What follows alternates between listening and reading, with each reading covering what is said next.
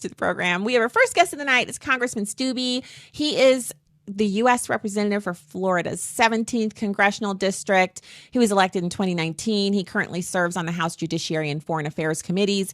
And prior to Congress, he served for 2 years in the Florida Senate and 6 years in the Florida House. So he knows his stuff. Congressman Steube, thanks for coming on. Yeah, thanks so much for having me. I appreciate it.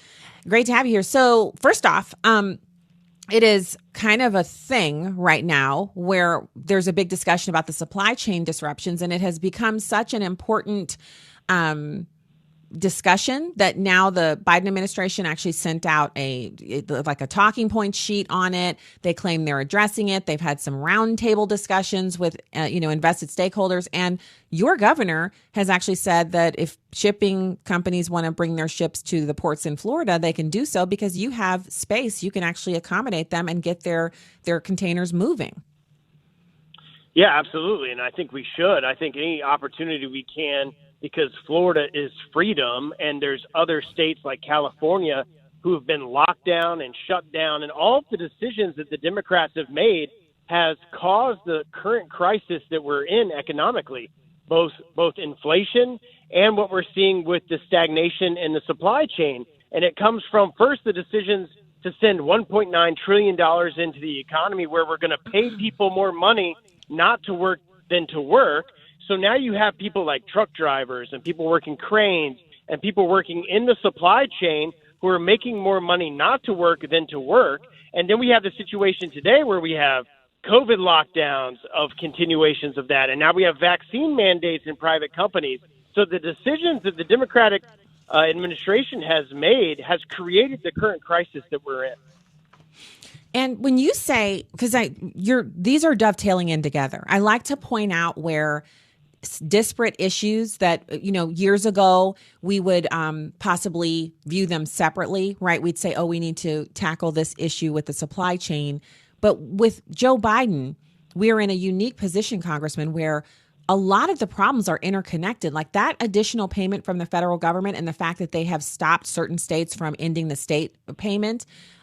Those two things stacked on top of your regular unemployment mean that there are some truckers who they're just not driving right now, because why would they drive when they can make the same money sitting at home and, kind of fixing up their house, maybe catching up on some much needed rest. I mean, we all enjoy a little time off, right? And if the government's going to pay you to stay home, that's why people are taking advantage. The way to get this over with, because it's impacting not just the supply chain, but all over. We have McDonald's advertising $21 an hour they're offering for people to work there.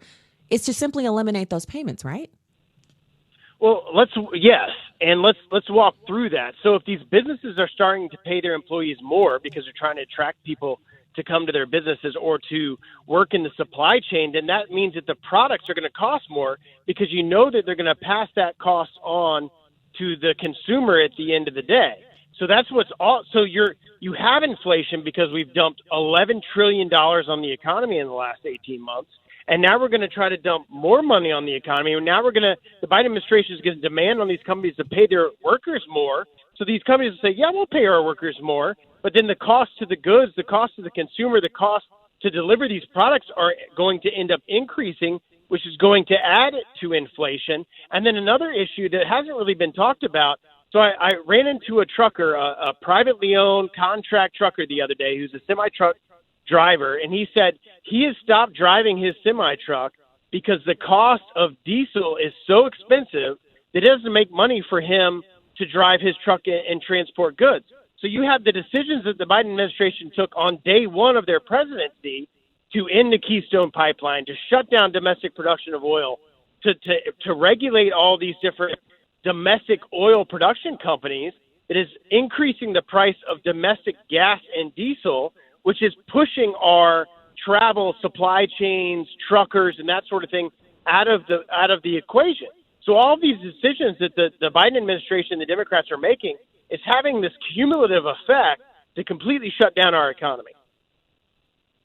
And shutting down the economy is exactly what Biden said he wouldn't do. He claimed that the COVID-19 economy, which was a uniquely man-made conflagration, that was not a natural thing that was going on last year, because Every time a city or municipality or a state shut down and told people not to work, that was a man-made creation, because obviously we were in a pandemic and it was unprecedented, but we've never before said healthy people don't go to work, which is what we did last year. So it was a man-made situation that Biden said he would reverse immediately. Just the idea of electing someone who was so full of unity and Uncle Jonas would completely reverse the economy. And instead, we have double-digit unemployment, and we're worse off now than we were in the very deepest throes of the pandemic economically, thanks to him.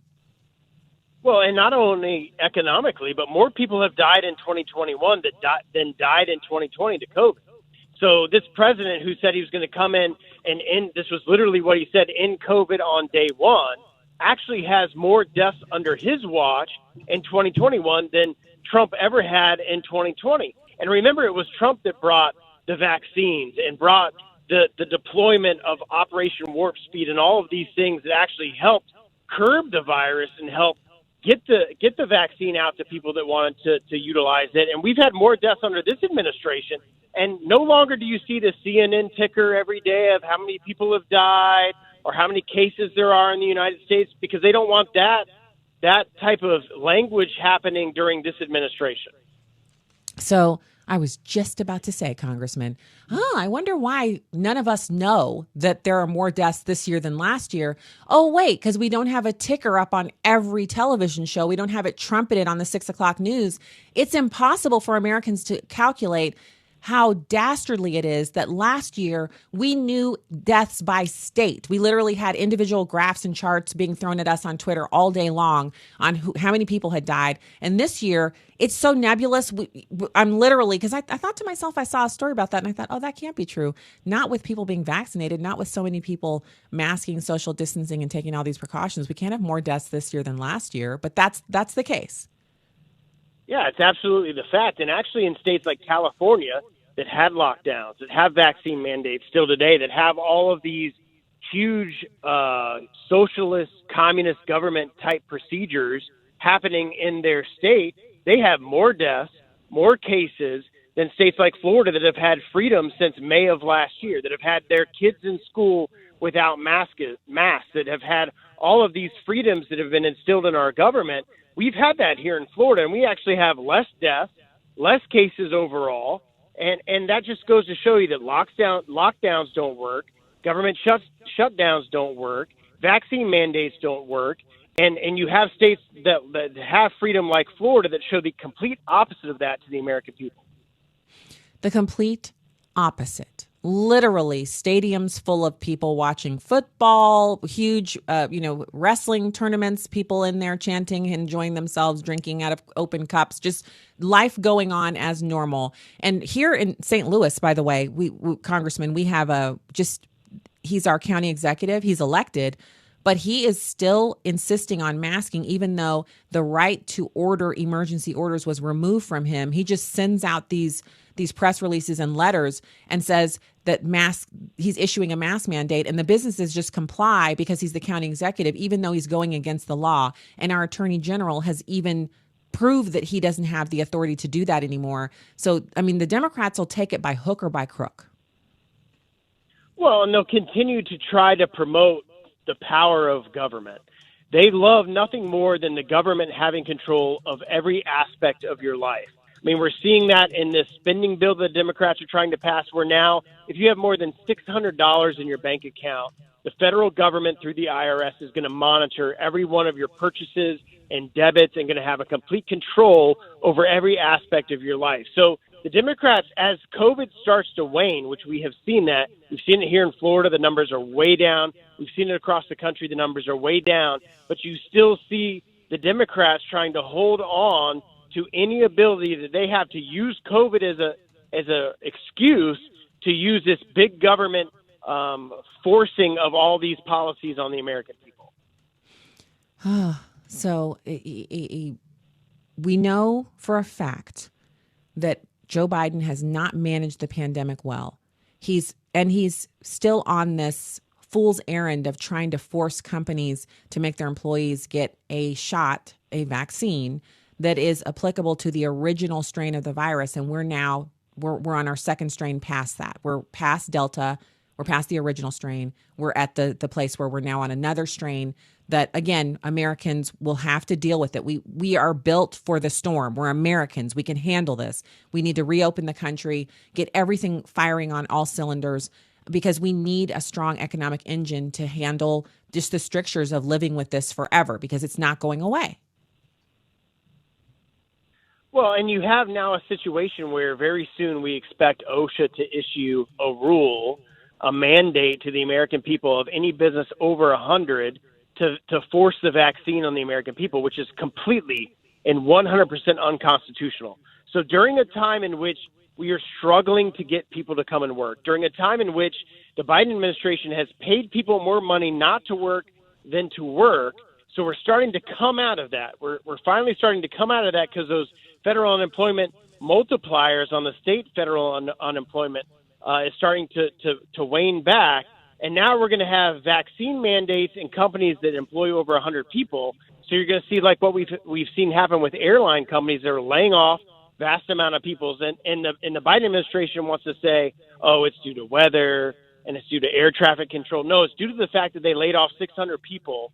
And because those people were not willing to get a vaccine, because the government and their employer is mandating to them that they have to get a vaccine that has killed over 16,000 people just from getting the vaccine in this country. And so we have a situation where we don't have labor. We're trying to get labor. People were making more money not to work than to work. And now you have this vaccine mandate on companies. And so people are going to lose their jobs because they don't want to get a vaccine that they don't feel is best for their health. And so you're exacerbating a situation on top of trying to pay people more money and adding to the inflation that we see right now that's happening all across our country. Yeah. And again, all man-made, all Biden-made, to be specific, because saying it's man-made is almost an insult to all men. This is a Biden creation. The economy, the malaise, the shipping container issue, all of these things are stemming from bad decisions by Biden and the pressure that's being put on him by Pelosi and the other far left progressives who, honestly, they don't know a budget. If it smacked them in the face, they wouldn't recognize it. They've never, ever managed money well. They've never had to have employees. All of them are career politicians and really unsuccessful people. I want to talk about the agenda. I know Biden's agenda is obviously that he's going to keep failing until, we take back Congress and the House and can, in the Senate and can do something about it. But what do you see him doing? Because next week they're going to take a vote on a couple of the bills that have come forward.